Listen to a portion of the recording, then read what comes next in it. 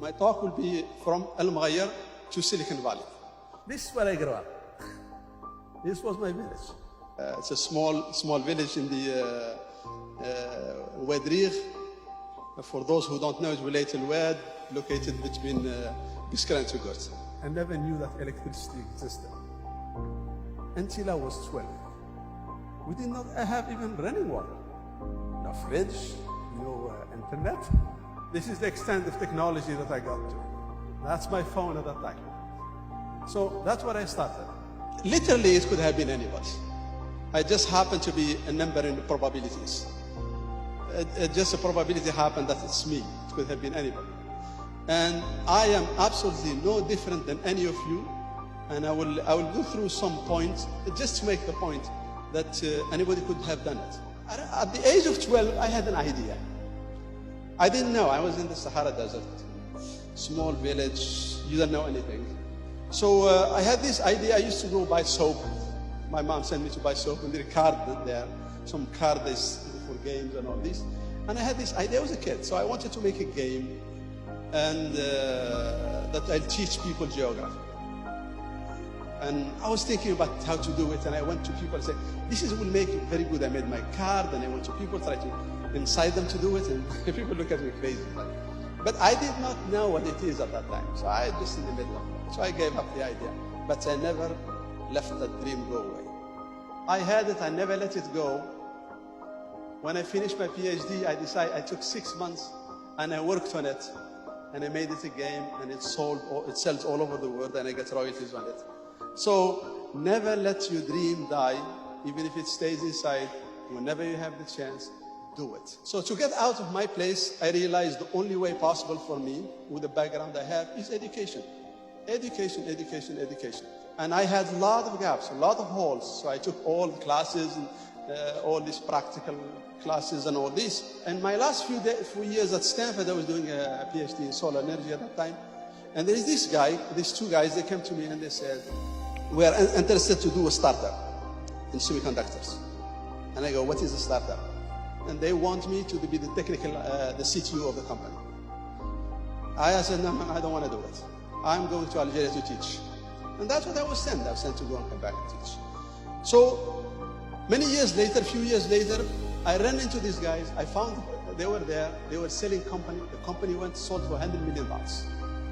Why I'm telling this story is these are people that believed in me more than I believed in myself. That's the worst thing that can happen to a human being, that somebody else believes in you more than you believe in yourself. So I just hit me, the biggest thing hit me in life. And I went and I wanted to know everything about startups, how to do companies, I learned everything possible. Life, when you do things, you should not try to be better than anybody. You have to be better than yourself. Better yourself. Get to know yourself and do better than you can. Don't worry about anybody. We don't all start with the same point. Some people have their fathers is Bill Gates, and some people have Mahatma Gandhi, I guess, or something like that. So we don't have the same funding. So we started differently. So you do what you can with what you have, and you push forward. And while going, so what you do is you take it step by step. You set goals, and you go step by step, and don't worry about what's happening around.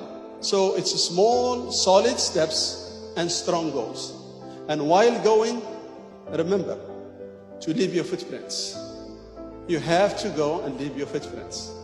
For whatever you do, you are a farmer, you are a scientist, you are somebody sweeps the floors, you try to do the best you can. And that's what all you need to do. So if you look at it this way, it looks like stairs going up. This is life, is very easy. In fact, life is not like that, unfortunately. It's more like this. At least my life has been like this, or even worse. So you go up and down and up and down, and life is full of ups and downs, and you have to ride them and take them to where, and just wake up every time when you do it. I will tell small stories. So I went to my taxman, a guy who was about 80 years old, and he was doing his taxes, my taxes, and he told me, "Let me tell you an advice." And he said, "Look, you are not old enough to know this. I am retired. I sit in the backyard. And there is nothing that bothers me in life than things that I want to do and I have never done. It eats me in life, and you cannot sleep when you're old. So do them now. The next day I quit my job and I went and I did something else. If you have something in your mind and you want to do it, don't let it there. Get it out of your system. That's the best way to do things. It's by trying and moving forward, you learn things. If you break eggs, let it be. The more eggs, the bigger the omelet. So please discover yourself and know what you love. It is money, let it be money. Research that, but you have to love what you want to. And things will roll out from there. My advice is never stop advancing and never look back except to assess yourself. Don't let life define you, you should define life. And keep dreaming. Don't downplay yourself, risk big, do things, and if it doesn't work, you go back and work for some other companies. Life is short to just keep repeating the same thing. You really need to snap out of it like, let me lose a couple of years of my life. It might lead somewhere. Don't be afraid of, see, you cannot make an omelet unless you break the eggs. You learn, also you fail in life. It's okay. You fail in life, and while failing, I learned so many. So if it's a good, successful company, everything is going fine and you don't learn very much. If it's a failure, you learn so much. It's unbelievable. If you really have a good education and you step out of, government is going to give me a job, what am I going to do, all that stuff. You have to get out of it. Start to think about what problem the society has, can I solve it? A lot of people tell me, I have an idea. Everybody has an idea. Everybody in his whatever has an idea. Ideas is the easiest thing to have in life. If you don't have an idea, there is something wrong with you. Whether you make money or not, or it's already out or not, that's another story. But at least, I'm telling you, ideas are bound. So it's not the idea that's important. Let me tell you, none of us is smart enough to know everything.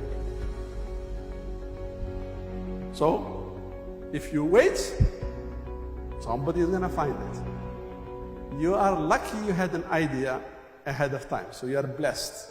6 months later, max, it's known about 6 months. If you have an idea, you didn't do anything about 6 months later, it's gone. So, don't think about, I have an idea and I sit and it's a weekend thing. It's after hour thing. I'm going to work it in after hour. That doesn't work. Doesn't work at all. Try not to fall in love with your idea. And this is, it's very crucial, because if you fall in love with your idea, anybody who comes to talk to you say, but no, you're wrong. The formula says, that's wrong. You have to be able to say, because you're risking your life, you have everybody who tell you something and it sounds like it's a problem. Maybe there is a problem. You'd rather talk to the guy that figure out the problem and stop, rather than hide it behind the curtain and keep continuing. Don't try to make all the money by yourself. 100% of zero is zero. 10% of a big number is quite very good. So bring people, have them share with you the wealth. Make something successful. Don't look for the money, look for the success. Why am I saying this? I'm not bragging about it. It's one thing, if you have a dream, don't let it go. Doesn't matter, it will stay for 20, 30 years. Stick with it. One of these days,